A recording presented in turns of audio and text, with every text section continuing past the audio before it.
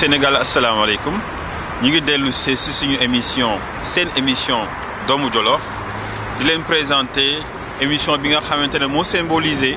relation yi am entre sénégalais yi nekk biir Sénégal ak yi nekk bitim réew. émission bi tey nag dañuy wax ak benn association bu tudd Daara Malika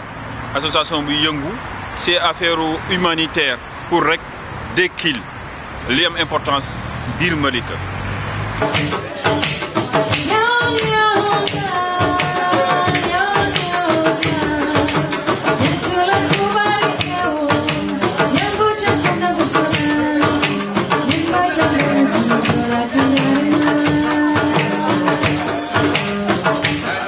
Le Daara de Malika a été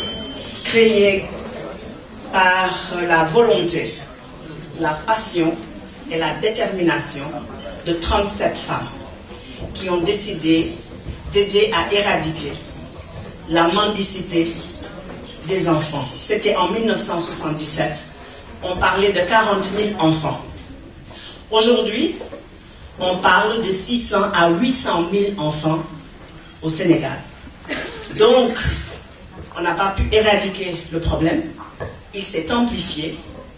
Et ce n'est certainement pas le Daara qui va régler tous ces problèmes-là. Et nous ne nous faisons pas d'illusions.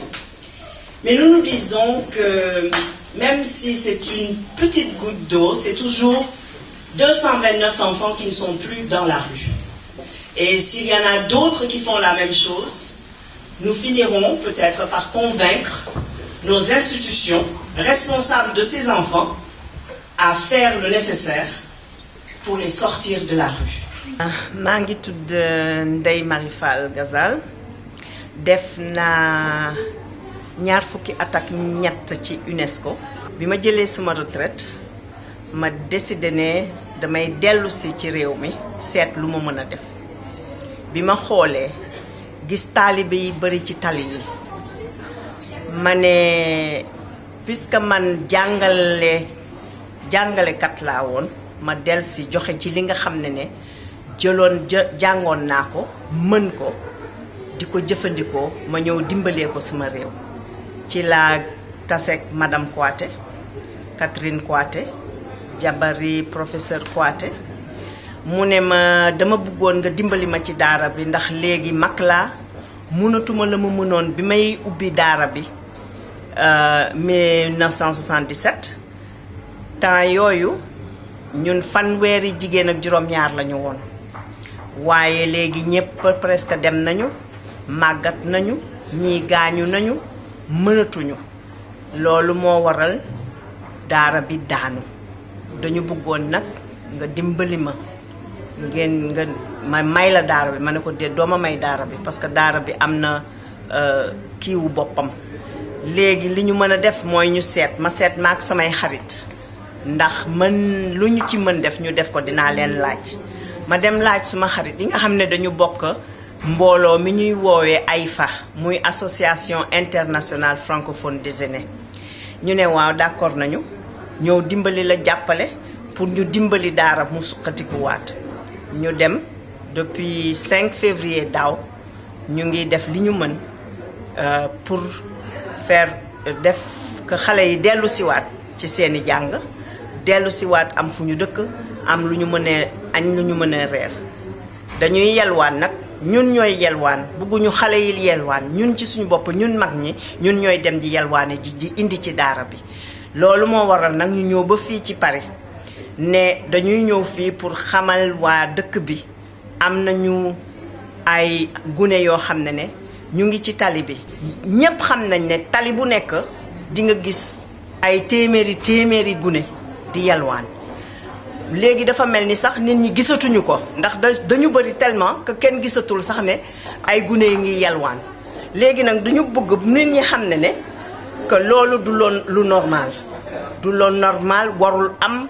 gune dafa war a nekk ca kër ga mbaa mu nekk ci école bu newul ci daara newul école newul kër ga amul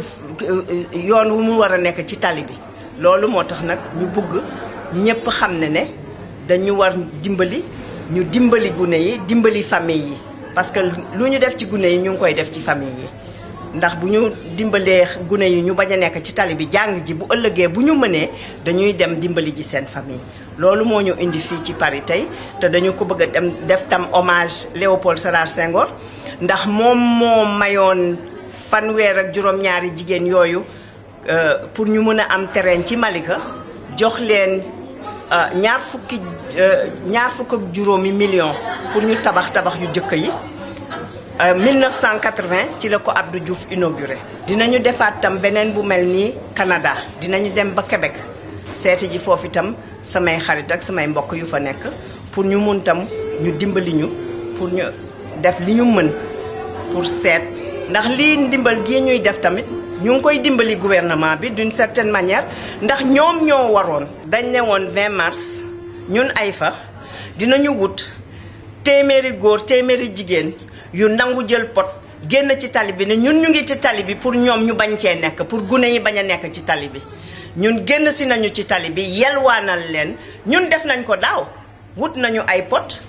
dem ci tali yi man jël naa samay xarit jël nañu ñu dem ci tali bi 20 avril parce que 20 avril normalement journée nationale de solidarité avec les talibés la 20 avril daaw 2005 ñun génn nañu ci place de l'indépendance ne dañuy génn yelwaanal talibé yi. Banque mondiale.